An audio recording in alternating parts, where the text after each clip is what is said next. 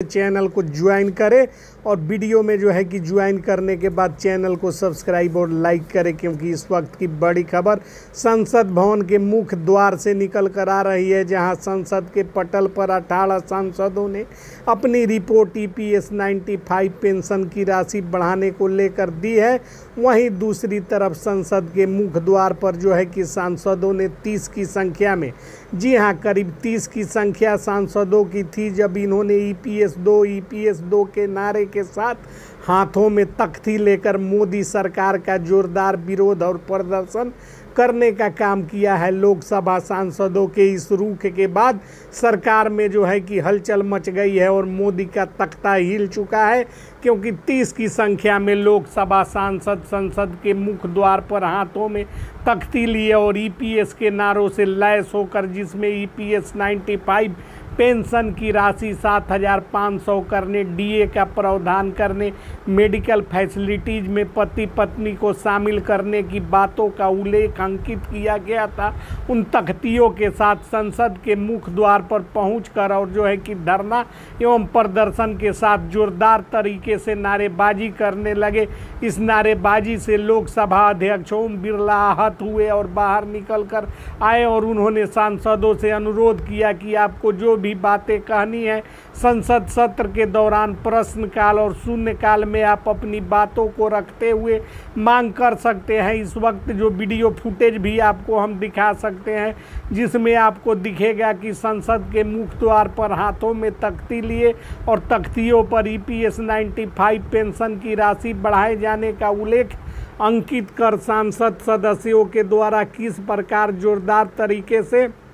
आंदोलन एवं धरना प्रदर्शन संसद के मुख्य द्वार पर किया जा रहा है। ओम बिरला के बीच बचाव के बाद प्रधानमंत्री नरेंद्र मोदी ने स्वयं आमंत्रित करते हुए सांसदों को बुलाया और उनसे कहा कि मनसुख मांडविया श्रम एवं रोजगार मंत्री को भेजा गया है। कमांडर अशोक रावत जो कि NSC के अध्यक्ष हैं, उनसे मुलाकात कर सारी गलतफहमियों को दूर कर EPS 95 की राशि को वृद्धि कर 7,500 करने, DA का प्रावधान करने, मेडिकल फैसिलिटीज में पति पत्नी को शामिल करने, उच्च वेतन पर हायर पेंशन देने की बात को जो है कि स्वीकार करते हुए प्रधानमंत्री नरेंद्र मोदी ने 30 की संख्या में आए सांसदों से ससय विनम्र अनुरोध करना शुरू किया कि आप लोग इस तरह का प्रदर्शन मत करें, इससे संसद की मर्यादा को ठेस पहुंचती है। लोकसभा अध्यक्ष ओम बिरला के द्वारा बार बार जो है कि मनाए जाने और आश्वासन दिए जाने के बाद भी 30 की संख्या में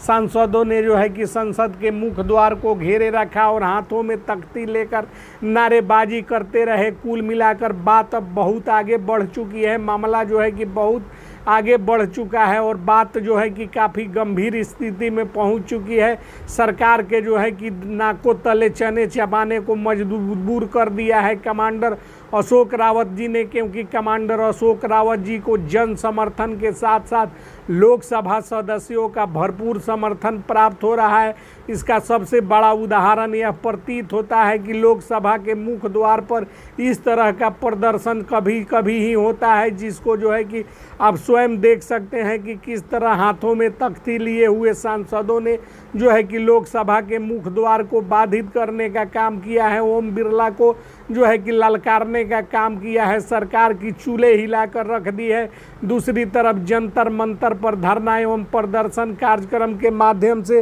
राष्ट्रव्यापी आंदोलन की शुरुआत जो लोगों ने की थी, उसका श्रेय कमांडर अशोक रावत को मिलना चाहिए, क्योंकि कमांडर अशोक रावत के नेतृत्व में बड़ी संख्या में जन समुदाय उपस्थित होकर देशव्यापी आंदोलन की शुरुआत किया, जिसमें 18 सांसदों के दल ने विशेष रूप से मोदी के जो है कि पैठावे पर पहुंचे और उन्होंने तमाम तरह की बातों का उल्लेख करते हुए अपनी रिपोर्ट प्रधानमंत्री मोदी को सौंप दिया। TB सोमनाथन और अदनान सामी जैसे जो है कि सचिव स्तर के अधिकारियों ने भी इसमें अपने रिपोर्ट के माध्यम से जो है कि मामले को लहकाते हुए EPS 95 पेंशन की राशि को बढ़ाने और तत्काल प्रभाव से उच्च वेतन पर हायर पेंशन लागू करने और पेंशन की राशि 7,500 करने सहित DA मेडिकल फैसिलिटीज आदि की मांगों के समर्थन में पत्र सौंपा है।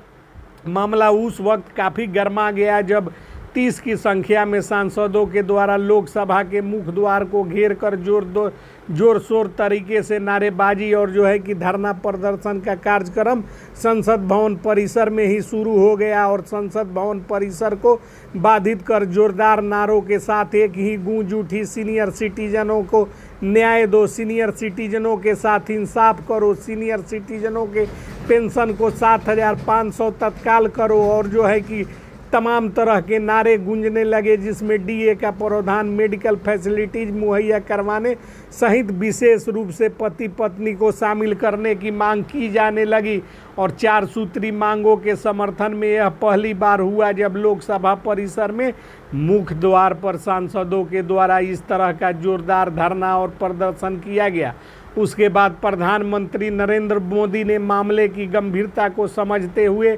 विशेष सचिव जो है कि अदनान सामी को भेजकर तमाम जो है कि सांसदों को अंदर बुलवाने का काम किया और बुलवा कर तमाम लोगों को जो है कि बारी बारी साफ साफ शब्दों में बताने का काम किया कि EPS 95 पेंशन की जो राशि है उसको बढ़ाने की प्रक्रिया पूर्ण हो चुकी है और तमाम तरह के फैसले जो है कि फाइलों पर अंकित कर दिए गए हैं और सरकार का मंतव्य उस पर उल्लेखित कर दिया गया है और पेंशन की राशि 7,500 होने जा रही है, जिसका भुगतान इस माह खातों के माध्यम से करने की तैयारी सरकार कर चुकी है और इसके लिए वित्त विभाग ने भी अपनी तैयारियां पूरी कर चुकी है और विधि विभाग से मंजूरी भी प्राप्त हो चुका है और तमाम विभागों से मंजूरी प्राप्त होने के बाद जो है कि अब पेंशन की राशि को बढ़ाया जा रहा है, जिसका लाभ जो है कि सीनियर सिटीजनों को प्राप्त होना शुरू हो जाएगा। किंतु इस आश्वासन के बाद भी संसद परिसर में नारेबाजी गूंजता रहा।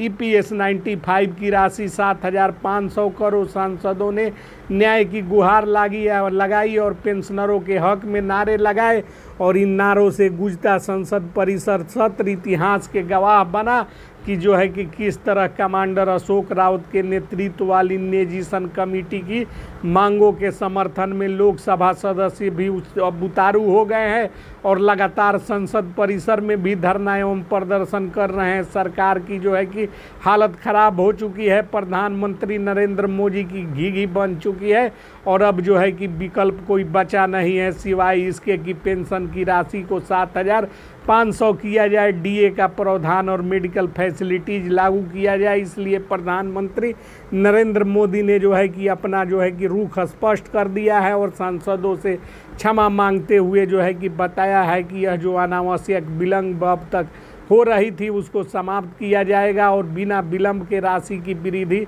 हम करने जा रहे हैं।